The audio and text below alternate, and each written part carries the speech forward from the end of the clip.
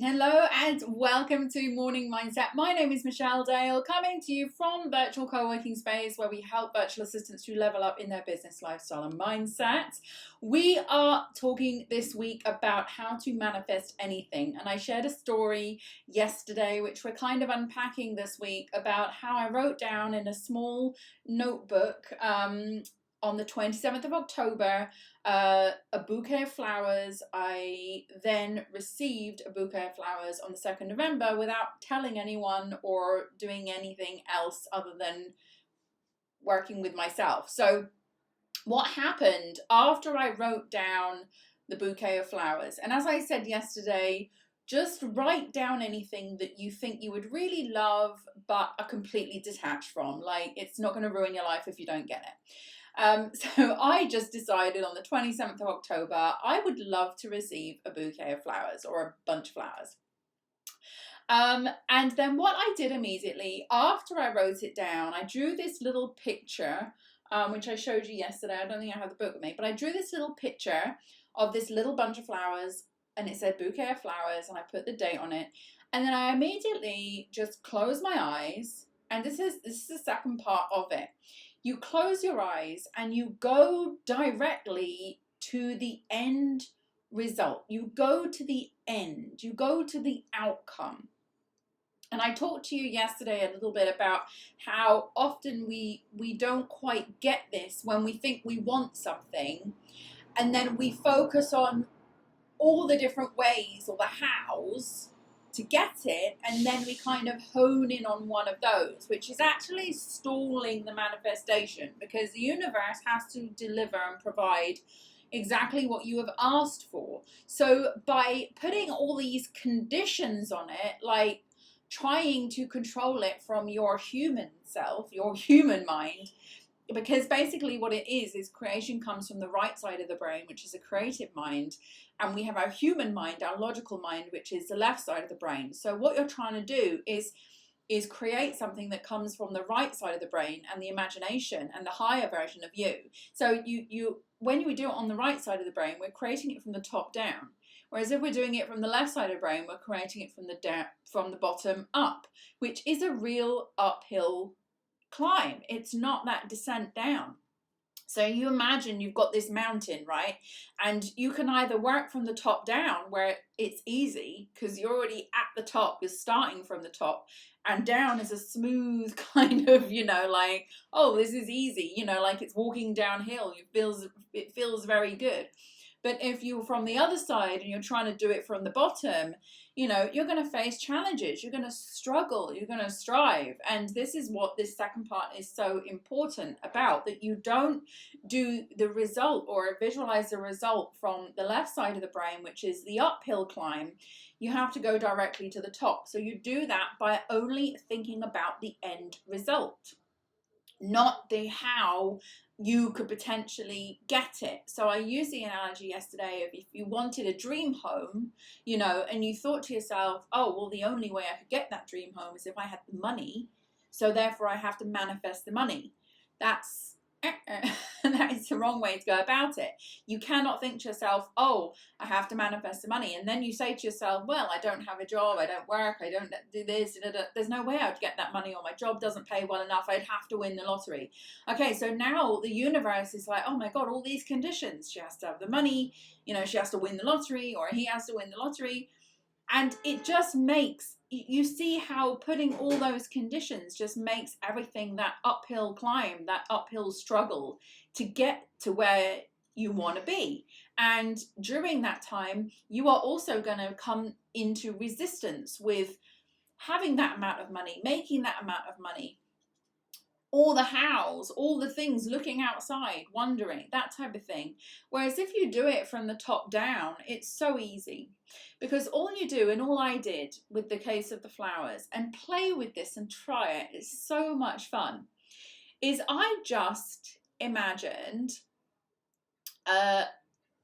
in my kitchen, I was standing in my kitchen, and I just looked down and I just imagined seeing this bouquet of flowers, or this bunch of flowers, just being handed to me. And I didn't look at who was handing it to me. I didn't look at anything besides just somebody giving me these flowers and how nice it felt to receive these flowers and how grateful I was to receive these flowers. And that is the only thing I did. I did nothing else other than that. It was seconds. This visualization that I did was literally seconds. And the only thing I visualized was receiving the flowers. And I was standing in my kitchen because for me, when I visualize or I go to the end result and it's already somewhere that I am familiar with, it feels more real to me and it gets me closer to the next stage of it, which is the knowing, which is just, it feels very real. And because I literally, I mean, it's not life or death whether you receive a bunch of flowers or not, it's just something I chose that I wanted to experience. I literally didn't think about it again from that second that I did it. I did not think about it again. I thought about it a little bit in that day because I thought to myself, oh, I wonder where these flowers are going to come from that I wrote down. But from that day, I went to sleep that night, I woke up in the morning, and I'd completely, literally forgotten that I wrote down these flowers until they were presented to me 5 days later. And that is the same for anything. But the problem is when we start, so that's a definite example of a top-down manifestation. You go to the top, you go to your higher self, you make that request with your creative mind, and you stay in the end. You know, when I do this with clients, for example, I don't start thinking, let's say, for example, you want to have a thriving business and you say to yourself, well, in order to have a thriving business, this is what I'm going to be doing. We talked a lot in the Claiming Clients workshop last week inside the Virtual CoWorking Space. Like, this is what I'm doing. This is what I'm offering. These are my packages. So I imagine that if I'm having a thriving VA business, I need clients to come in and purchase these packages from me. Okay, that is the end result. That's all you need to consider. Now, you can take that one layer down maybe and just imagine yourself receiving emails from people saying they're excited to work with you. Or you can visualize yourself doing consultations where people, are saying, like they want to receive, to send the invoice. Or you could just simply imagine or visualize transactions and sales coming in. If you have something like Podia, like I have, people can just purchase from the website and just see the transactions for those packages coming into your bank account. But you're not thinking about anything beyond that. You're going to the end. So you're always thinking about the end result, and you can granulate this down. So once you focus on, for example, I'm so excited that I've got all these bookings for these client consultations. You just imagine all these ideal clients are booking in to talk to you. You can then, at that point, once you see the consultation come in reality, you can then play that consultation out in your mind and play out that person saying they want to get started with you or whatever. So you can do it that way. But that, again, do you see how that's stepping down one step at a time from the top? So the only thing that you think about is that place where it is always at the end of wherever you are at that time. So for me, it was super easy with a bouquet of flowers or a bunch of flowers because I simply imagined being handed the flowers in my kitchen. That was my choice, to imagine it in my kitchen. And funnily enough, the flowers 5 days later were handed to me in my kitchen. And I literally didn't do anything else other than write it down and do that visualization. But the state of where you are at the end of visualization as you're coming out of the visualization is quite important. And we're going to talk about that a little bit more tomorrow. But the premise is this, and I talked about the Neville Goddard technique yesterday with the ladder, is that you have to know, you cannot say, I want this, I don't want this, because you're still focusing on the thing in either direction. Okay, in his analogy of climbing a ladder, I want to climb a ladder, I don't want to climb a ladder, the end result is climbing a ladder. So even if you say, I don't want to climb a ladder, you still focus on climbing the ladder, and therefore you will create that in your reality. So if I said I didn't want a bunch of flowers, I don't want a bunch of flowers, even if I'm still receiving the flowers in my creative mind, I will still receive the flowers whether I've said I don't want them or not. Crazy how this stuff works, but it works.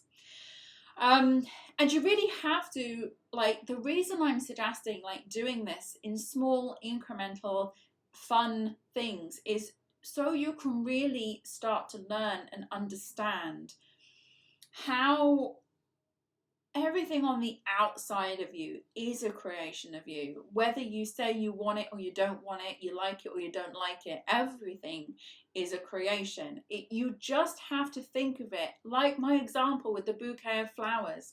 For seconds, that visualization of me writing it down, bouquet of flowers, which was just my thought transmission, and just having that thought, that's what it was. And so don't say to me, well, I didn't write it down and it still happened. It doesn't matter whether you write it down or not. It's a thought transmission. So if you have that thought and then you have seconds of, oh, imagine if that happened, that is all it takes.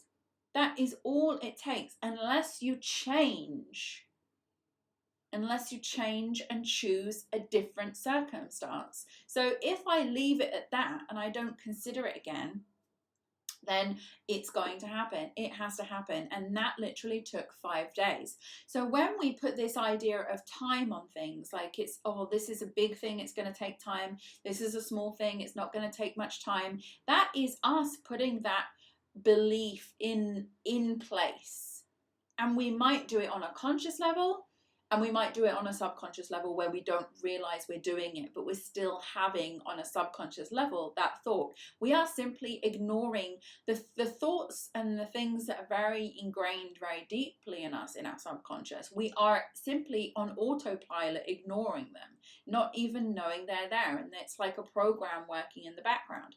So all you have to do is, once you become aware of that program, is to change it, to choose something different. To say, oh, okay, I realize this is a bad circumstance. Maybe this thought created it. Maybe this feeling created it. Maybe this assumption created it. It's all based on assumption. But you can then choose something different. So when people say, oh, I never wanted that to happen to me, it was a subconscious choice potentially. If you didn't visualize it or think about it or know about it, or it can be something that you saw on the news 10 years ago, literally. It's so crazy how this stuff happens. I know people who have had beliefs occur in them from sometimes decades ago, and then suddenly they've manifested. Maybe something triggered it, maybe something somebody said, or it just suddenly popped out of nowhere. So intentional manifesting and being super intentional with your life is really the best way to go about living it, and not saying, oh, that happened and that was outside of me. So the second part of this process is step 1, you transmit the thought. You have the thought. I always like to solidify that thought as a choice on a piece of paper. So I write it down in a notebook.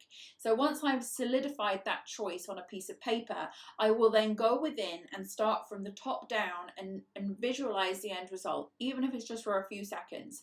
At that point, you can then drop it completely. And with the small things, it's easy to do that. So we're going to talk tomorrow about what happens after you drop it, and then that period of time, because a lot of people think, well, how do these manifestations occur if I'm not even thinking about the how or do anything, towards it? And I'll talk about that a little bit tomorrow, because it's quite an interesting thing.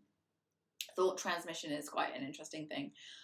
So we'll unpack that a little bit more tomorrow, but in the meantime, let's do our daily accountability. And thank you so much for watching this video, and I shall see you back here tomorrow. Before we begin, don't forget you can join me live online inside Virtual CoWorking Space at www.virtualmissfriday.com/VCS. If you enjoy this session, give it a like. I'd love to hear from you, so write me a comment. And so you don't miss any updates, don't forget to subscribe. Let's begin. So now we're going to look for the positive with our gratitude. First, we'll spend 1 minute thinking of the day before.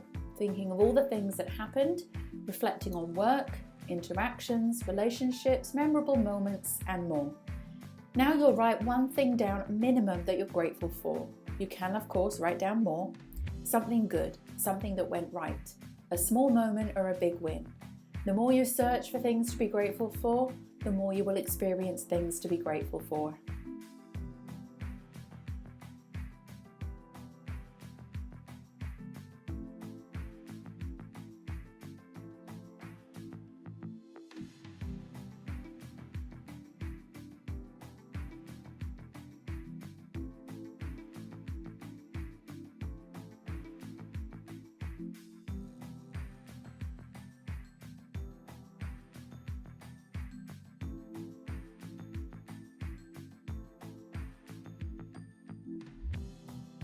Now we're going to read out your goal.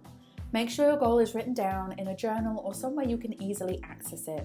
Read your goal now, ideally out loud, and commit to this goal. Believe it will happen. And by reading this daily, the universe knows clearly what your goal is, and the things begin to shift in the direction of your goal.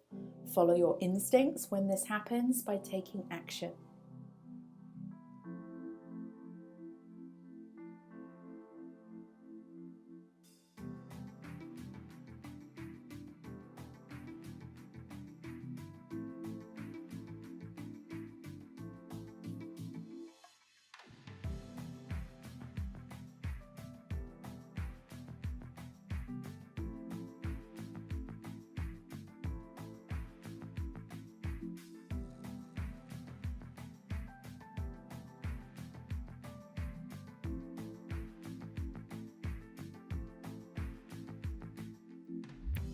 Now you need to see your goal in visualization.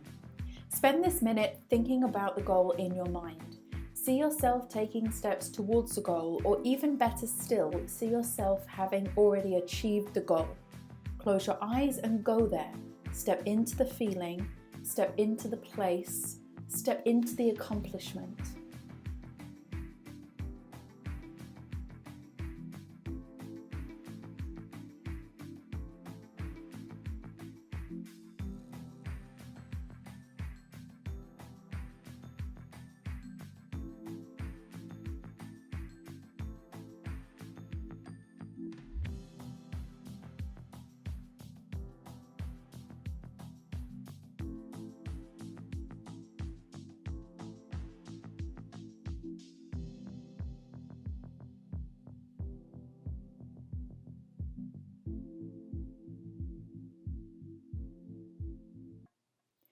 And finally, it's time for your most important task. Set this task for today and make it relating to your goal. This could be something small like sending an email, recording a video, or making a phone call, or it could be bigger. Either way, one task a day is one step forward, and those steps will add up. Do what you can from where you are now. Set the intention, and the action will carry you towards your goal.